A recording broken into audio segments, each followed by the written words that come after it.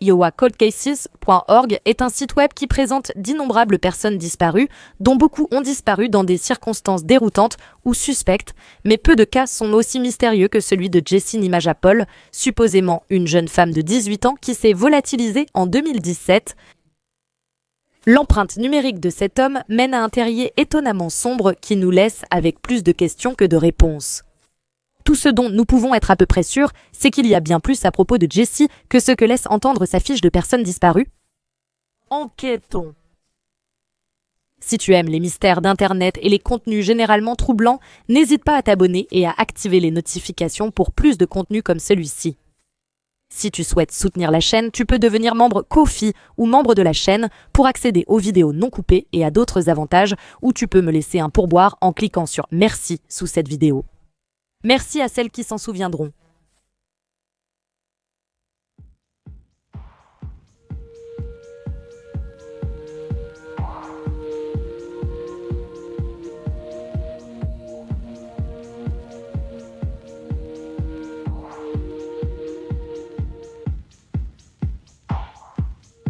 Cette vidéo contient des sujets sensibles, notamment la CP, et peut heurter certaines personnes. La prudence est recommandée.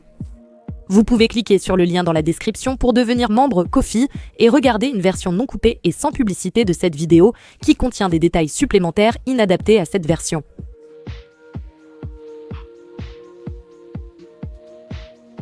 Une abonnée m'a récemment envoyé un lien vers une publication sur le subreddit Unresolved Mysteries datant de mars 2022 intitulée « Étrange avis de disparition et terrier de lapin sur Internet, Jessie Nimajapol ». Plus de 3 ans après cette publication, le mystère reste entier. L'avis mentionné dans la publication se trouve sur iowacoldcase.org et les informations indiquent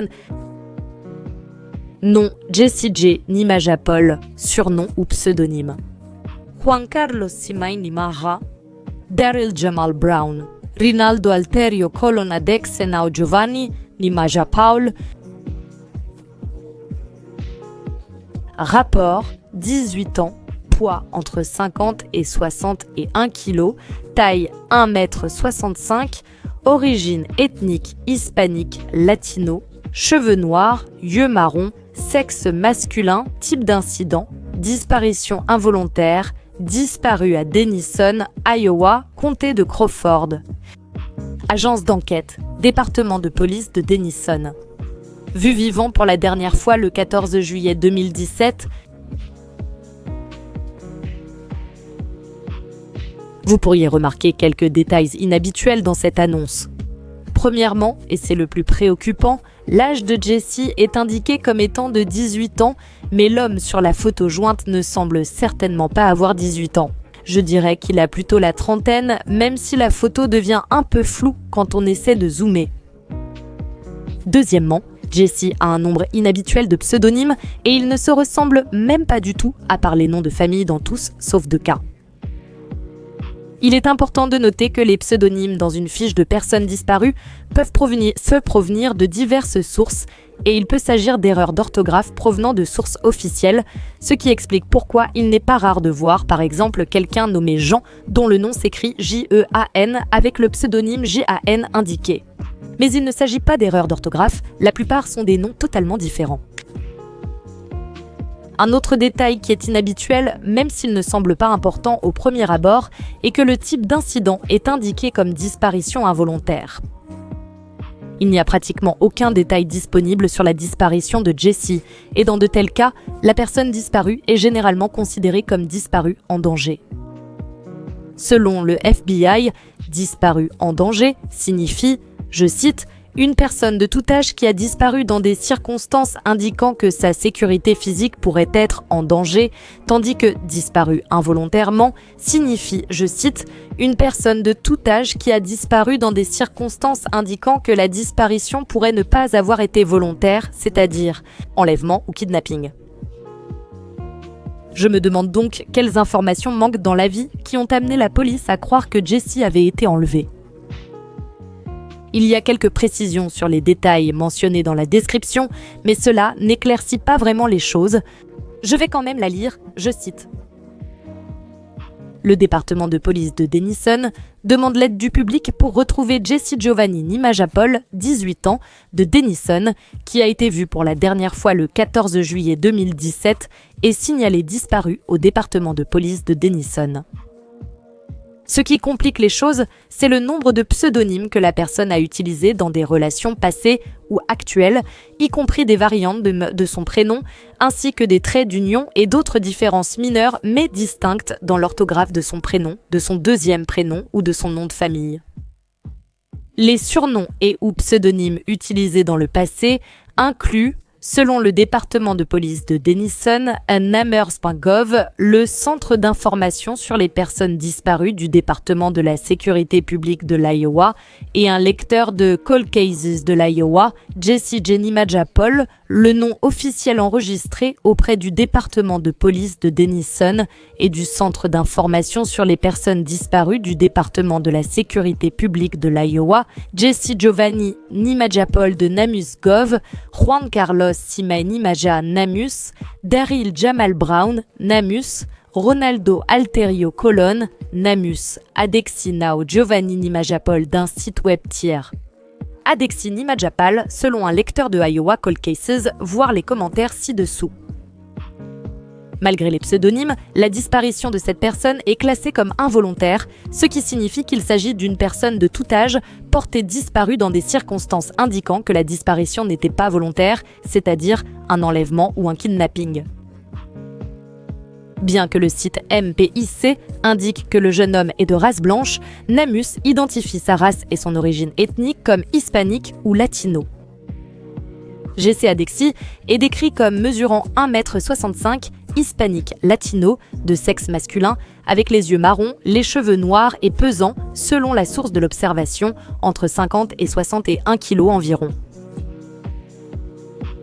Des photos de la personne disparue, dont certaines semblent être des selfies, ainsi que des images en écran partagées de jeunes hommes qui pourraient éventuellement être Nimajapol à un âge plus jeune, et quelques photos individuelles de Nimajapol et ou d'autres personnes sont publiées sur un site tiers et auraient été postées par Nimajapol en août 2016. À noter que Iowa Cold Cases n'inclut pas les images de ce site tiers sur son propre site, car nous n'avons pas encore déterminé si les garçons mineurs sur les photos en écran partagé sont Nimajapol plus jeune ou un autre garçon non identifié. Comme vous pouvez le voir, il n'y a littéralement aucun détail sur les circonstances de la disparition de Jesse. L'annonce mentionne cependant Jesse_Adexi, ce qui semble indiquer que l'auteur a des raisons de croire que le vrai nom de cet homme est l'un de ceux-là et non Ren, Daryl ou Ronaldo. Quant aux deux derniers paragraphes concernant les selfies avec des images en écran partagé de jeunes hommes, c'est là que les choses deviennent vraiment bizarres et inquiétantes. Jesse avait en fait plusieurs comptes sur les réseaux sociaux, y compris YouTube, Twitter et VK, et il y a du contenu discutable sur ces comptes, pour dire le moins. Il a commencé à publier sur VK en août 2016, moins d'un an avant sa disparition. Sa photo de profil là-bas montre une photo de lui. Bien qu'il porte des lunettes de soleil et que ses cheveux soient relevés, c'est clairement lui parce qu'il porte exactement la même chemise et il a le même menton que sur la photo du site web de la Cour pénale internationale. Mais à côté de sa photo, il y a une photo d'un jeune garçon, probablement âgé d'environ 7 ans, je dirais. Le site web de la Cour pénale internationale suggère qu'il pourrait s'agir d'une photo de Jesse quand il était plus jeune, mais j'en doute fortement. Les autres photos de lui sur VK montrent également qu'il a l'air bien plus âgé que 18 ans et la qualité de la photo du jeune garçon semble trop bonne pour avoir été prise il y a 20 ans, voire plus longtemps, en supposant que Jesse ait au moins la trentaine. Il y a quelques autres photos assez suggestives sur la page montrant Jesse vêtu d'un short, assis les jambes écartées et tirant le short sur le côté pour dévoiler une partie de son entrejambe. Il n'a pas également partagé un lien vers une vidéo YouTube avec la légende « Salut mes amis, aimez ma nouvelle reprise vidéo sur YouTube, merci ». Cette vidéo a depuis été supprimée et il pourrait bientôt être clair pourquoi. Donc, il n'y a rien d'illégal en soi sur le compte VK de Jesse, mais c'est certainement étrange. Pourquoi publie-t-il des photos suggestives de lui-même sur un compte dont la photo de profil montre un enfant? Qui est donc l'enfant à côté de lui sur sa photo de profil? Serait-ce un membre de sa famille ou y a-t-il une explication plus inquiétante? Jessie semble également avoir plusieurs comptes différents sur SoundCloud, l'un portant le nom utilisateur 5712467770 qui a été actif pour la dernière fois il y a 10 ans et un autre un peu plus récent, actif pour la dernière fois il y a 9 ans, sous le nom de Giovanni Pedro Nimajapol. Le second partage le même nom de famille que Jessie, qui semble être un nom de famille très rare, et le premier inclut également le nom Giovanni dans la description. Mais quoi qu'il en soit, les deux comptes présentent ce qui semble être des photos de Jessie et les titres des chansons sont presque identiques. Sur le compte Giovanni Pedro, toutes les chansons s'appellent Éxito Kids Junior, ce qui se traduit par Succès Kids Junior, et les chansons de l'autre compte sont intitulées Éxito Kids Junior Insuperable, ce qui se traduit par Succès Kids Junior Incomparable. De la même manière que sur le compte VK, l'utilisateur du compte SoundCloud 5712467770 présente également des photos de jeunes garçons. Il y a un enfant sur la photo de profil et ce qui semble être un enfant un peu plus âgé sur de nombreuses pochettes de chansons. Aucun de ces enfants ne semble être le même garçon que sur la photo VK, ce qui rend moins probable que le garçon soit un membre de la famille de Jessie. Alors, qui sont ces enfants et pourquoi Jessie utilise-t-elle leurs photos? Quant à ses chaînes YouTube, il y en a une au nom de Adexinozet Giovanni Namajapol qui a publié plusieurs vidéos le montrant en train de chanter et de danser. Cependant, il y a quelques autres vidéos qui dégagent une ambiance beaucoup plus étrange. L'une d'elles est une collection de photos de Jessie mêlées à des photos de divers jeunes garçons avec des légendes à l'écran telles que « L'amour, c'est l'attention »,« L'amour n'a pas de prix » et « L'amour est un sacrifice total ». La photo de profil de ce compte est également celle d'un jeune garçon, peut-être âgé de 8 à 10 ans, assis sur une chaise et vêtu uniquement de sous-vêtements. À ce stade, je vais le dire franchement. Ce que nous avons déjà vu sur les comptes de réseaux sociaux de Jess semble suggérer qu'il pourrait être un pédophile. Pourquoi d'autres utiliseraient-ils non seulement autant de photos de jeunes enfants, mais feraient-ils aussi des vidéos sur l'amour avec des photos d'eux et de lui-même? Et ça devient encore pire. Sur une autre chaîne appelée Poxito Chingon, il y a une autre vidéo qui présente littéralement des photos nues de Jessie mélangées, vous l'avez deviné, à des photos de garçons mineurs. Ces photos nues sont superposées à des images opaques de scènes pittoresques, comme une route bordée de palmiers, et c'est sans doute ainsi qu'elles ont réussi à rester en ligne tout ce temps sans être supprimées, mais on distingue très clairement les parties du corps de Jessie dessus. Je commence à penser que ces vidéos sont une sorte de publicité pour du contenu pornographique, elles sont bien trop suggestives pour être autre chose. Une utilisatrice de Reddit sur le post Unresolved Mysteries a également suggéré que ces vidéos pourraient être des publicités pour du contenu pornographique et une autre utilisatrice a répondu ce qui suit. Cela expliquerait pourquoi beaucoup d'enfants dans la vidéo étaient torse nus. Je soupçonne que les photos bizarrement recadrées d'enfants à moitié nus sont en fait des nus retouchés.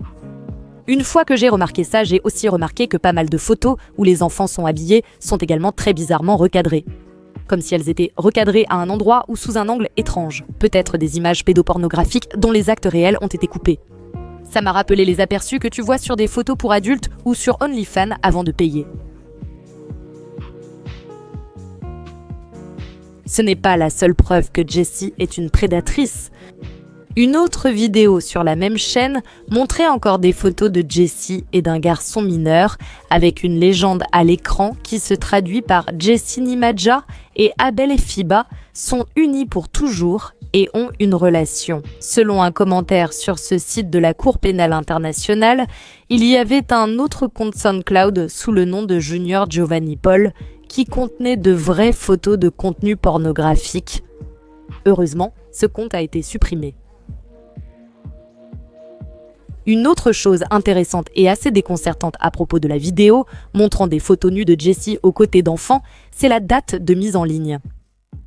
Rappelez-vous que Jessie a disparu depuis juillet 2017. Cela fait presque 8 ans maintenant. Eh bien, la dernière vidéo a été mise en ligne en avril 2020, il y a 5 ans.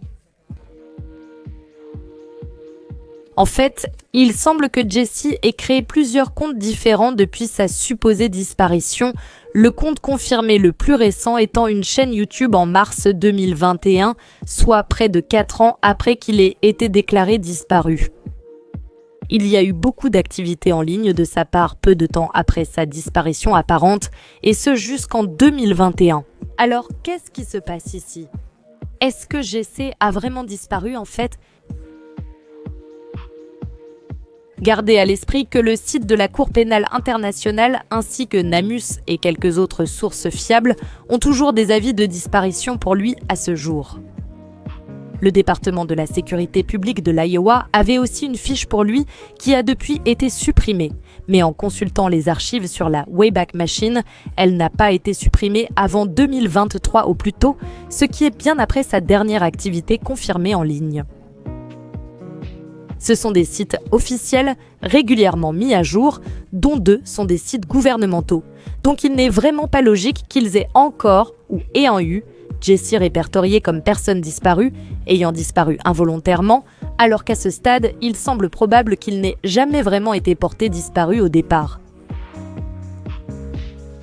Maintenant, vous vous demandez peut-être si ces comptes Snapchat sont réellement gérés par Jessie. Comme je l'ai déjà dit, ils contiennent des photos qui sont clairement de lui, mais est-il possible que quelqu'un d'autre se fasse passer pour lui? Eh bien, mis à part le fait qu'il n'y a aucune raison évidente pour laquelle quelqu'un voudrait se faire passer pour lui en ligne, surtout en allant jusqu'à créer au moins 18 comptes différents, beaucoup de ces comptes qui ont été mis à jour après sa supposée disparition contenaient des photos que je n'ai pas pu trouver ailleurs en ligne avant 2017. Malgré tout, l'histoire réserve encore des surprises. En juin 2020, l'un des commentateurs sur la page de la Cour pénale internationale a partagé un article qu'il avait trouvé à propos d'un homme de 38 ans, également avec le nom de famille Nima Japal, qui avait été arrêté au Texas en 2018 après avoir été accusé d'avoir téléchargé des images de contenu pornographique sur Instagram. Et devine quoi? La photo de Pedro l'accusé ressemble énormément à Jessie. En septembre 2018, d'autres accusations ont été ajoutées après que plus de contenu inapproprié a été trouvé en possession de Pedro, selon Statesman.com. Un homme de Round Rock fait face à des accusations supplémentaires après que les détectives du shérif du comté de Williamson ont trouvé plus de 600 photos de contenu pornographique sur ses appareils électroniques, selon une déclaration sous serment d'arrestation. Pedro Nima Japal, 38 ans, a été inculpé jeudi de 4 chefs d'accusation de possession ou de diffusion de contenu pornographique, un crime de 3e degré passible de jusqu'à 10 ans de prison. Il avait été inculpé début juin d'un chef d'accusation de possession ou de diffusion de contenu pornographique. Une enquêtrice a commencé à enquêter en mars après avoir reçu un signalement d'Instagram concernant une vidéo publiée montrant des garçons nus âgés de 6 à 10 ans, selon l'affidavit. Selon l'affidavit, les enquêteurs ont remonté la trace de la vidéo jusqu'à un appartement situé au 1800 Plateau Vista Boulevard à Round Rock. Munis d'un mandat de perquisition, ils se sont rendus à l'appartement le 12 juin et y ont trouvé Nima Japal, qui a avoué avoir réalisé la vidéo sur Instagram selon l'affidavit. Selon l'affidavit, les enquêteurs ont découvert mercredi plus de 600 images de contenu pornographique sur les appareils électroniques de Nima Japal, dont une impliquant 2 filles et un garçon.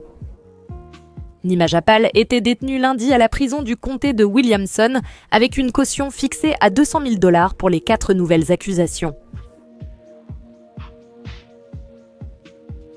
La question qui se pose alors est, Jessie et Pedro sont-ils une seule et même personne?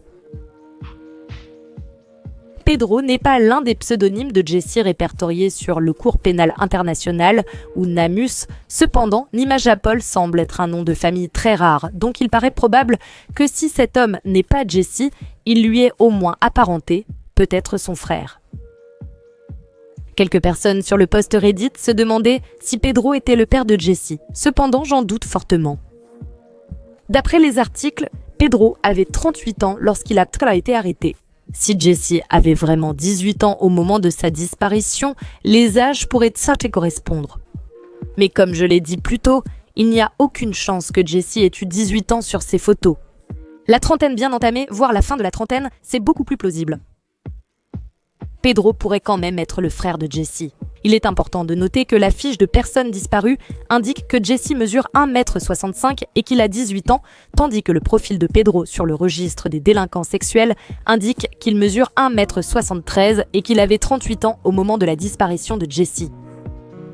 Si Pedro n'est pas Jessie, je suppose qu'il n'est pas impossible que ce soit en réalité Pedro qui soit derrière les comptes de réseaux sociaux au nom de Jessie, ce qui expliquerait pourquoi Pedro a été arrêté et pas Jessie.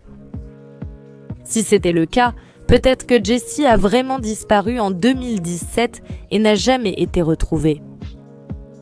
Personnellement, selon la balance des probabilités, je crois quand même que Jessie et Pedro sont la même personne. Jessie était active sur les réseaux sociaux et publiait aussi du contenu inapproprié bien avant sa supposée disparition en 2017. Rappelez-vous que l'un de ses comptes SoundCloud contenait en fait le nom Pedro, puisqu'il s'appelait Giovanni Pedro. En comparant la photo de Jessie de la fiche de personnes disparues de la Cour pénale internationale avec les photos de Pedro après son arrestation, il y a un certain nombre de similitudes. La ligne des cheveux, la forme du nez, la forme générale du visage et en particulier, il y a des lignes assez distinctives allant du coin interne de l'œil jusqu'à la joue extérieure qui semblent correspondre sur les photos de Jessie et de Pedro. Que se passait-il avec les fiches de personnes disparues ? Je me suis demandé si Jessie n'avait jamais vraiment disparu, mais qu'il était plutôt recherché par la police. Peut-être que la police a créé ces fiches pour pouvoir l'attraper. Autant que je sache, ce n'est pourtant pas une pratique courante. Je n'ai jamais vraiment vu un autre cas comme celui-ci où la personne était recherchée pour une activité criminelle, mais était plutôt signalée comme disparue à la suite d'une disparition involontaire. S'il avait été en fuite à ce moment-là, ce serait sûrement une disparition volontaire. Je n'ai pas non plus pu trouver d'avis de recherche ou quoi que ce soit publié par les forces de l'ordre, donc je doute fortement que cela explique la situation. Il est possible que Jessie ait soupçonné que la police viendrait bientôt le chercher, alors il a décidé de fuir dans un autre état sans prévenir ses amis ou sa famille, et l'un d'eux l'a en fait signalé comme disparu. Une partie de moi doute qu'il aurait dit ouvertement à ses proches que la police avait peut-être découvert qu'il était un pédophile, donc peut-être qu'il a simplement disparu sans rien dire, ce qui les a inquiétés. Cela dit, il ne cachait guère son activité de pédophile en ligne. Beaucoup de ses comptes portaient son nom de famille peu commun et comportaient d'innombrables photos de lui. Il ne serait pas difficile pour ses amis ou sa famille de tomber sur ses comptes, à moins qu'il n'ait en réalité un nom complètement différent, mais cela ouvrirait tout un autre panier de crabes. En supposant qu'il s'agisse bien de la même personne qui a été arrêtée pour possession de contenu pornographique, on pourrait supposer que son vrai nom est Pedro Nimajapol et non Jessie, mais il y a eu des spéculations selon lesquelles il utiliserait de fausses pièces d'identité et même qu'il volerait des identités. Par exemple, l'un de ses pseudonymes, Daryl Jamal Brown, était le nom d'une vraie personne décédée à 24 ans au Texas en 1990. Pedro a été arrêté au Texas et je suppose qu'il y a passé un certain temps avant d'être arrêté, donc je pense que c'est peut-être plausible. Quoi qu'il en soit, il y a quelque chose de louche avec tous ces noms. Étant donné le contenu inapproprié sur les comptes de réseaux sociaux, on pourrait supposer qu'il n'utiliserait pas son vrai nom, Jessie, en ligne et qu'il utiliserait plutôt un de ses pseudonymes, mais Jessie est le nom utilisé dans les avis de disparition, ce qui signifie que c'est soit un nom qui figure sur un document officiel le concernant, soit le nom donné par la personne qui l'a signalé disparu, et donc le nom qu'il utilisait dans sa vie personnelle. Mais lorsqu'il s'était arrêté pour contenu pornographique, c'était sous le nom de Pedro. Il devait sûrement avoir une sorte de pièce d'identité qu'il a montrée à la police prouvant que son nom était Pedro. Il ne pouvait pas simplement leur dire que c'était son nom et qu'il le croit sans le vérifier. Cela me fait me demander si Jessie est en réalité une fausse identité ou même une identité volée. Cela expliquerait pourquoi l'âge indiqué dans les annonces était 18 ans alors que Jessie était visiblement bien plus âgée. Pour éviter toute confusion à ce stade, je vais appeler Jessie, la personne dont il est question dans toute cette vidéo, Pedro. En supposant que Nimaja Paul soit son vrai nom de famille, peut-être que Jesse est l'un des membres de la famille de Pedro, possiblement un membre décédé. Ce qui expliquerait comment il a pu utiliser cette identité sans que le vrai Jesse n'intervienne.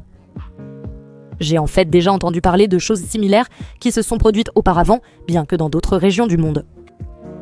J'ai rencontré une fois une personne kurde née en Turquie et elle m'a raconté qu'il y a des années, il n'était pas rare que des enfants meurent et lorsque qu'un nouvel enfant du même sexe naissait, au lieu d'enregistrer la naissance et d'obtenir de nouveaux papiers, les parents réutilisaient simplement l'identité de l'enfant décédé. En conséquence, il y a des personnes kurdes dont le passeport indique une mauvaise date de naissance et certaines ne savent même pas exactement quand est leur anniversaire, surtout si leurs parents sont décédés lorsqu'elles étaient jeunes. Je ne sais pas exactement à quel point c'était courant, mais je suis sûre que ce n'est pas inconnu dans d'autres pays non plus, c'est juste l'anecdote que j'ai entendue. Je me demande si quelque chose de similaire est arrivé dans la famille de Pedro. Peut-être qu'à la naissance de Pedro, il avait sa propre carte d'identité avec le nom Pedro, et qu'un peu plus tard, son frère Jesse est décédé, alors il a aussi commencé à utiliser la carte d'identité de Jesse. En fait, cela aurait plus de sens si Jesse était le frère cadet de Pedro qui avait ou aurait eu 18 ans en 2017 et c'est pourquoi la fiche de personne disparue indique cet âge. Il semble que Pedro était originaire d'Amérique centrale à l'origine. Je ne sais pas exactement comment fonctionnent les vols d'identité, mais j'imagine qu'il serait moins probable de se faire prendre si la personne était décédée dans un autre pays, surtout si le décès n'avait jamais été officiellement enregistré, ce qui est possible. Nous pourrions continuer à spéculer sur qui est le vrai Jesse et pourquoi Pedro utilisait ce nom, mais je reviens sans cesse à la question de savoir comment tout cela a pu échapper à Namus et aux autres sources officielles qui ont rapporté cette disparition. J'ai en fait décidé de contacter Namus et iowacoldcases.org en résumant les informations dont j'ai parlé dans cette vidéo avec les liens pertinents et en demandant des éclaircissements. Voici un extrait de mon email. Je suppose que ces informations ont été portées à votre attention, alors je me demandais pourquoi la fiche de la personne disparue est toujours en ligne. Est-ce un oubli ou avez-vous déterminé que Jesse et Pedro sont deux personnes différentes et que Jesse est toujours porté disparu à ce jour? Je me demandais aussi si vous aviez plus d'informations sur la disparition initiale de Jesse. À en juger par son activité sur les réseaux sociaux, il semble qu'il n'ait jamais vraiment disparu. Je me suis demandé s'il était recherché par la police à ce moment-là, étant donné l'arrestation qui a suivi, mais cela aurait sûrement été précisé et il n'aurait pas été répertorié comme une disparition involontaire. Pouvez-vous confirmer si Jesse est toujours porté disparu? J'ai vu des publications récentes à ce sujet sur Facebook et ailleurs. Les gens continuent de partager son affaire en pensant qu'il n'a jamais été retrouvé. Si ce n'est pas le cas, j'espère que l'annonce sera retirée afin que les gens puissent consacrer leur temps à sensibiliser sur des affaires en cours. J'ai contacté les deux sites il y a plus de 2 semaines au moment où j'écris cette partie du script et je n'ai eu aucun retour de la part de Iowa Cold Cases, même si la fiche de personne disparue de Jesse est toujours en ligne sur le site. Cependant, Namus m'a répondu assez rapidement avec l'email suivant. Merci beaucoup pour ces informations. Toute modification du dossier, qu'il s'agisse d'édition, d'ajout ou de suppression, doit être approuvée par l'agence d'enquête. Le personnel de Namus transmettra ces informations à l'agence pour qu'elle les examine et appliquera sa réponse au dossier Namus si cela est jugé approprié. Namus est un centre national d'information et de ressources pour les affaires de personnes disparues, non identifiées et non réclamées à travers les États-Unis. Le programme n'enquête pas sur les décès des individus. Cependant, il peut aider les forces de l'ordre, les médecins légistes ou les coronaires à établir l'identité d'un défunt ou d'une personne disparue. Malheureusement, nous ne pouvons pas commenter les détails ou les informations spécifiques d'une affaire non accessible au public dans Namus. Au 7 mai 2025, la page du NAMER pour Jesse est toujours en ligne et n'a pas changé. Je suppose qu'il leur faut du temps pour transmettre les informations à l'agence et parvenir à une conclusion, mais étant donné que la publication sur Reddit a été faite il y a plus de 3 ans, je doute fortement être la première personne à les contacter avec ces informations, ce qui me fait me demander s'il y a une raison valable pour laquelle les annonces ne sont pas supprimées. À ce stade, je n'ai vraiment aucune idée de ce que cela pourrait être. Après avoir passé environ une semaine à tourner en rond avec toutes les informations que j'ai abordées dans cette vidéo, j'ai finalement trouvé une piste qui a mené à une avancée potentielle. J'ai pris contact avec quelqu'un qui s'est penché sur cette affaire il y a quelque temps et qui a contacté le service de police de Denison à ce sujet. Pour préserver leur vie privée, je ne révélerai aucun détail à leur sujet. Cependant, ils m'ont donné la permission de partager les informations suivantes. Cette personne est tombée elle-même sur l'affaire de disparition de Jessie et a fini par plonger dans le terrier du lapin de ses différents pseudonymes et activités en ligne. Ils ont contacté le service de police de Denison pour découvrir que la police n'était pas au courant de tous ces différents comptes sur les réseaux sociaux. Cependant, ils ont donné quelques détails sur la disparition de Jessie. La veille de la disparition de Jessie en 2017, la police l'a en fait amené pour l'interroger, le soupçonnant de distribution de contenu pornographique, mais ils ont dû le relâcher car il n'avait pas assez de preuves ni de motifs raisonnables pour le garder en détention. Peu après sa libération, il a disparu, abandonnant téléphone, portefeuille, clés et autres effets personnels, laissant la police supposer un possible assassinat. Mais ce n'était pas le cas. Comme nous le savons maintenant, Jessie s'était en réalité enfui au Texas sous un autre alias, Pedro, où il a ensuite été arrêté et effectivement inculpé pour distribution de contenu pornographique. Cela a entraîné son expulsion en tant que non-citoyen ayant commis un crime. On pense maintenant qu'il vit en Amérique centrale. Même s'il n'est pas clair pourquoi le signalement de disparition de Jessie est toujours affiché sur Namus et ailleurs, au moins nous savons pourquoi Ilakrat a été signalé disparu au départ et ce qui lui est arrivé ensuite, ce qui a toujours été la partie la plus intrigante du mystère. Une chose qui restait encore un mystère pour moi cependant, c'est pourquoi il a apparemment disparu d'Internet en 2021. Il est clair que les accusations de contenu pornographique et la déportation qui en a résulté des États-Unis ne l'ont pas découragé puisqu'il a continué à publier du contenu inapproprié par la suite, mais je n'ai rien pu trouver depuis 2021. Étant donné ses habitudes passées d'adopter un nouveau pseudonyme lorsque le précédent était découvert, il est possible qu'il ait refait la même chose et qu'il publie maintenant sous un nom totalement différent avec de nouvelles photos. J'ai supposé qu'il était mort ou en prison en Amérique centrale. La personne avec qui j'étais en contact pensait avoir trouvé récemment des traces de lui en ligne et elle était assez sûre que c'était bien lui, ce qui signifie qu'il est toujours là dehors et qu'il est simplement devenu meilleur pour effacer ses traces.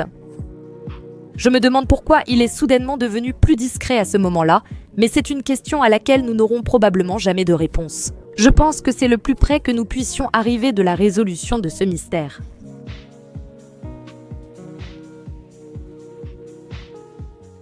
J'aimerais beaucoup connaître vos avis et théories dans les commentaires, ainsi que les sujets que vous aimeriez que j'aborde à l'avenir. Si vous avez aimé la vidéo, likez et abonnez-vous. Un grand merci à mes membres Ko-fi et aux membres de la chaîne, dont les noms apparaissent à l'écran. Votre soutien est très apprécié. Merci d'avoir regardé, à la prochaine pour une nouvelle vidéo.